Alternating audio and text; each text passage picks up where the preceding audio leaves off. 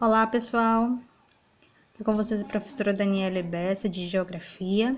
Nós vamos falar um pouquinho sobre intemperismo e fatores de formação dos solos. Como vocês estão vendo, né, o solo, ele é um fator, ele é formado principalmente pelo fator intemperismo. Aqui nessa imagem, foi até um vídeo que vimos em sala de aula. O intemperismo é o principal fator de formação do solo. E o que seria esse solo? O solo é justamente formado a partir da ação, né, da chuva, do vento, da quebra, da degradação de rochas, de minerais. E a gente tem aí essa camada formada por esses agentes do intemperismo. Então, na imagem a gente podemos ver que intemperismo, a ação da chuva que quebra a rocha. Quando ela é quebrada, ela é levada pela erosão. Depois que ela é transportada, a erosão é o transporte. Ela é depositada em um determinado espaço. Depois de depositada, milhares e milhares de anos, ela vai se compactar. Nós temos a sedimentação. E através desse material que a gente encontra os fósseis, justamente porque é depositado uma camada, depois outra camada e assim sucessivamente. Depois ela pode passar pelo metamorfismo, ela é transformada em diferentes temperaturas e pressões, ela pode derreter e aí pode passar novamente pelo processo de soerguimento, né? E se transformar em uma rocha novamente. Esse é o processo aí de formação de rochas, que a gente chama de ciclo das rochas. E tudo tem a ver com a formação dos solos. Esse processo está dentro do processo de formação dos tipos de solos. E o fator principal de formação é o intemperismo, que se divide em físico, químico e biológico. A gente vai ver esses dois aí principais. Lembra que o intemperismo é um conjunto de processos físico, químico e biológico que causa a desintegração da rocha, ou seja, a quebra da rocha. No físico predomina a força e no químico predomina a ação do agente químico, no caso, em grande maioria, a água. Fatores que controlam a ação intempérica. O que controla o intemperismo?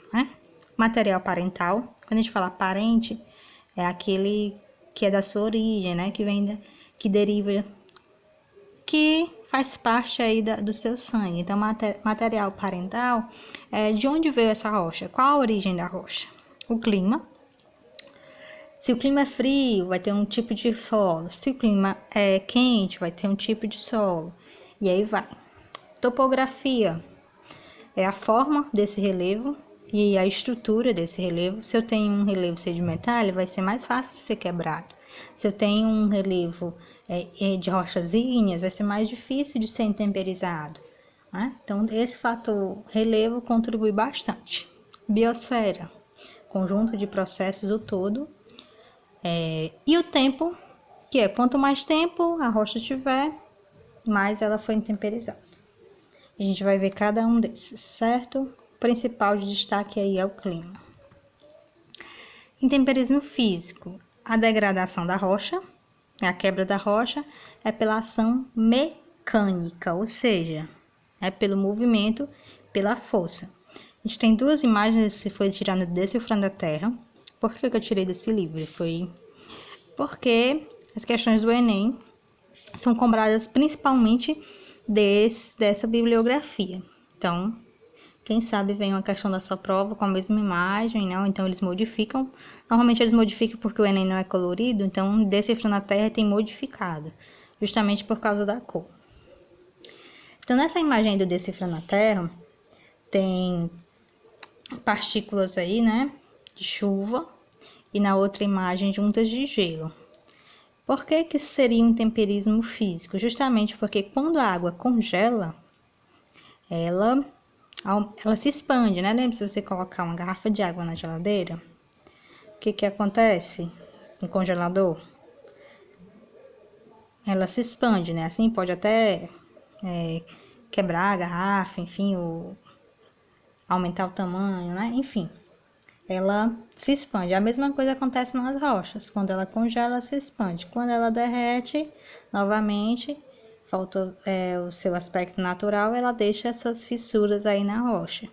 Então, no clima frio, onde não acontece chuva, a água congelada, ela também vai quebrar essa rocha. Então, num clima frio, num clima que não tem grande quantidade de chuva, como por exemplo lá na área polar, vai predominar aí o intemperismo físico, não químico, porque mas é o agente químico água, mas não é o agente que está atuando, e sim a força desse agente. Então, intemperismo físico, ok? Olha aí essa imagem. As fissuras que foram aí deixadas nessa rocha, justamente pela dilatação da água, né? Quando a água dilatou e depois que ela descongelou, deixou essas fissuras. Intemperismo físico nos desertos. Lembra que nos desertos, de dia é muito quente e à noite é muito frio. Então, há uma variação térmica com o clima, mas